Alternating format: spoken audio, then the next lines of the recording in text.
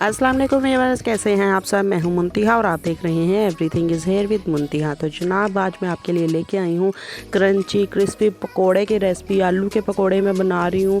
इस तरह के पकोड़े आपने शायद ही कभी ट्राई किए होंगे। आप हर तरह के पकोड़े भूल जाएंगे इनको बनाने के बाद। इतने मज़े के ये बनने वाले हैं ना। तो हम रेसिपी बनाना स्टार्ट करते हैं। उससे पहले अगर आप मेरे चैनल पर नए हैं तो प्लीज़ मेरे चैनल को भी सब्सक्राइब कर दें और साथ ही बेल आइकन को ज़रूर दबाया करें ताकि आने वाली हर नई वीडियो का नोटिफिकेशन आपको पहुँचता रहे।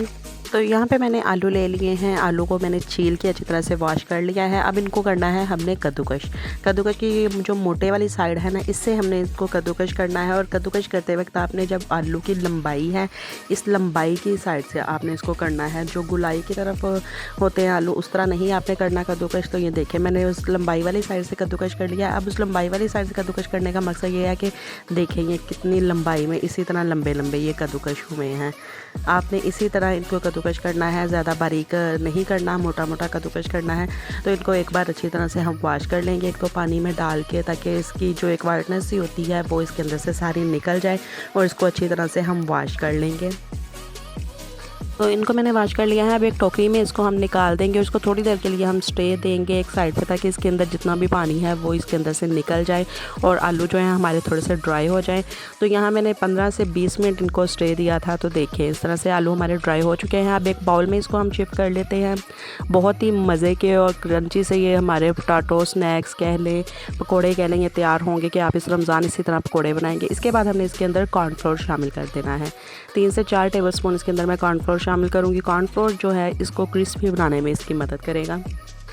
कॉर्नफ्लोर शामिल करने के बाद अब इसके अंदर हमने थोड़े से स्पाइसेस शामिल करने हैं। इनको अब हमने बहुत स्पाइसी नहीं बनाना। 1 टेबलस्पून इसके अंदर नमक शामिल कर देंगे और 1 टेबलस्पून इसके अंदर हमने पिसी हुई काली मिर्च शामिल कर देनी है। 1 टेबलस्पून से थोड़ा सा कम यूज़ कर लें, क्योंकि हमने इनको स्पाइसी नहीं बनाना, स्नैक्स की तरह बस थोड़ा सा हल्का फुल्का सा इनका फ्लेवर लेके आना है।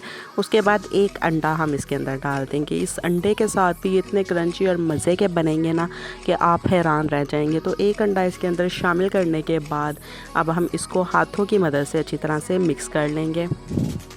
ये अब हमें यहाँ पे कोई भी पानी वगैरह यूज़ करने की ज़रूरत नहीं है, बस इसी तरह हम मिक्स करेंगे और ये बहुत अच्छी तरह से मिक्स हो जाएंगे। क्योंकि आलू जब कद्दूकश किए होते हैं, इनको जितना मर्ज़ी ड्राई कर ले, इसके अंदर थोड़ा सा पानी रह जाता है। तो ये हमारा जो मटेरियल है वो तैयार हो चुका है। तो अब हम इसको फ्राई करेंगे। तो फ्राई करने का तरीका यह है कि आपने इस तरह से हाथों की मदद से ये थोड़ा सा इस तरह पकड़ना है और इसको गर्म ऑयल के अंदर डाल देना है। ऑयल आपने बहुत ज़्यादा गर्म नहीं रखना, नहीं तो ये बहुत जल्दी जल जाएगा ऊपर से। इसको हमने अंदर तक कुक करना है। तो मीडियम फ्लेम हम रखेंगे, ऑयल को नॉर्मल गर्म करेंगे और ये बहुत जल्दी भी हो जाएंगे। इनको कोई टाइम नहीं ज़्यादा लगेगा, थोड़े से टाइम में हमारे पकोड़े तैयार हो जाएंगे। तो हाथों की मदद से इस तरह हम पकोड़े डालते जाएंगे और इनको गोल्डन होने के बाद जब हमें लगे कि ये पक गए हैं, हम इसको डिश आउट कर लेंगे।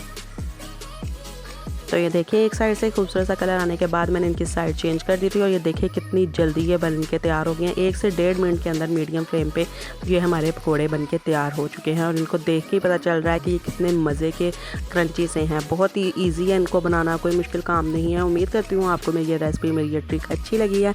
अगर अच्छी लगी तो इसको लाइक एंड शेयर ज़रूर कर दीजिएगा और प्लीज़ मेरे चैनल को भी सब्सक्राइब कर दें।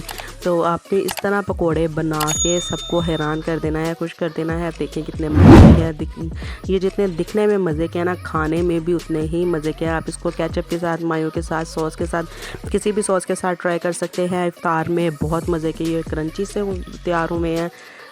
लेकिन इनको ताज़ा ताज़ा ही बने हो ना, तो फिर ही इनको खाने का मज़ा आता है। आप इनको बना के नहीं रखिएगा, इफ्तार से थोड़ी देर पहले आप ट्राई कर लें इनको, ताकि ये क्रंची ही रहें। तो मेरी नेक्स्ट वीडियो तक के लिए मुझे दें इजाज़त। दुआ में याद रखिएगा। अल्लाह हाफिज़।